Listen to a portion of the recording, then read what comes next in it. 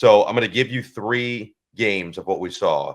I want you to rank how impressed you were by really lopsided road victories for 3 teams. The first one is the game we did. Indiana goes to UCLA, wins 42-13 at the Rose Bowl. The second one would be Notre Dame after the loss in week 2, where a lot of people said same old Notre Dame. Everyone had these high expectations after the big week 1 win. They lose to a team that they realistically should have beaten. And then you go to Purdue here in week 3 and just mollywop them 66-7. Just everything seemed perfect. And then you've got Alabama going to Madison. And this one could be different if Tyler Van Dyke doesn't go down earlier in the game, but still an impressive win nonetheless for the number 4 team in the country. They win 42-10. So you have all 3 of those. Where do you rank each of them? Well, they were all impressive, right?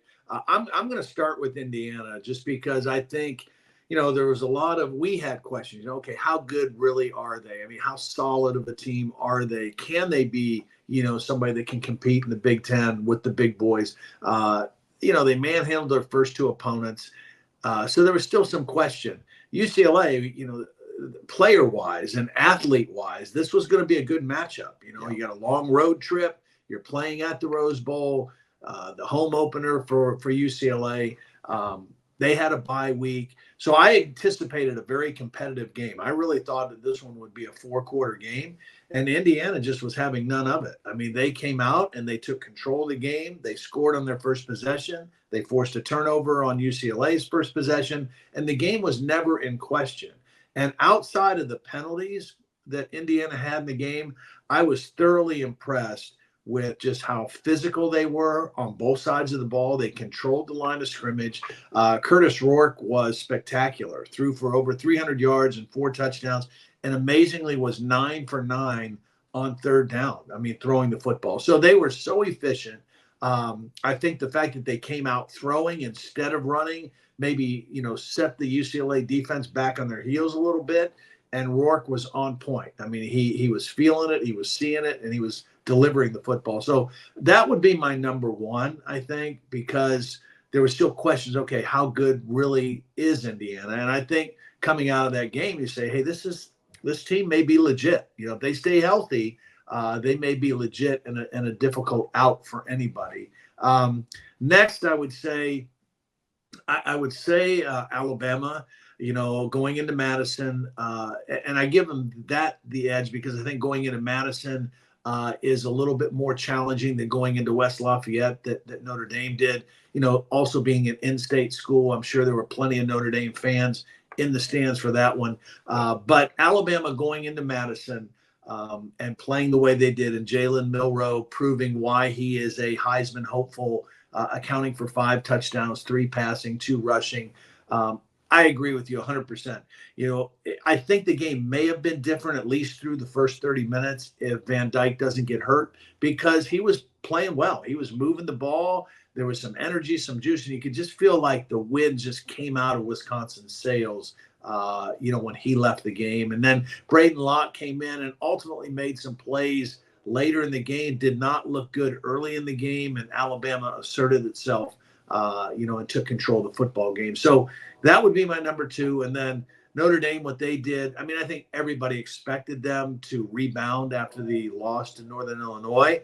The scary thing for Purdue in terms of like where they go is that Notre Dame ran the football for 362 yards. Okay. You can't beat hardly anybody if you can't stop the run any better than that. So Ryan Walters is a defensive guy. They struggled on defense last year, but I mean, they've got a lot of work to do to fix that run defense if you give up 362 yards to Notre Dame. And it was an angry Notre Dame team, no question, but that still is unacceptable if you're a Big Ten defense. And look, it's not to say that the Irish are going to rush for 350 plus each week, but they've got a couple elite running backs. They've got a running quarterback who's more than capable with his legs. So it's a dangerous rushing attack. And when they get it going, it can be hard to stop.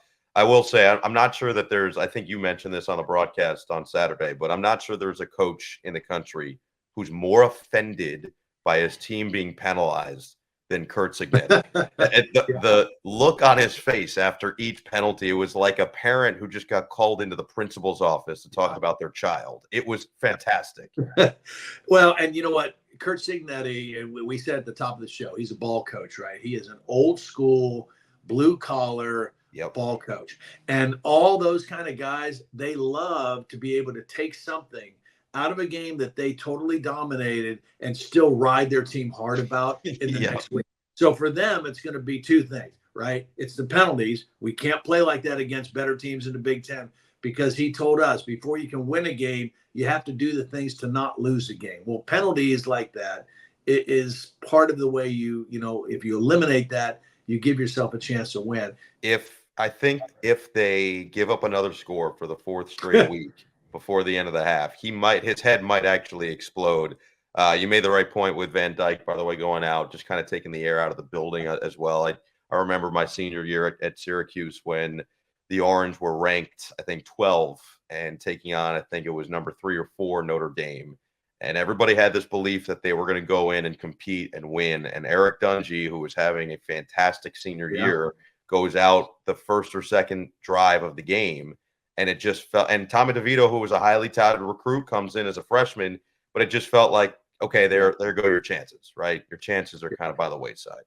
Well, and so for Wisconsin now, I mean, Braden Locke, this is like deja vu for him, right? So he competed last year, lost the job to Tanner Mordecai, who was the transfer who came in. And, of course, Braden Locke was a transfer also. But he loses the starting job.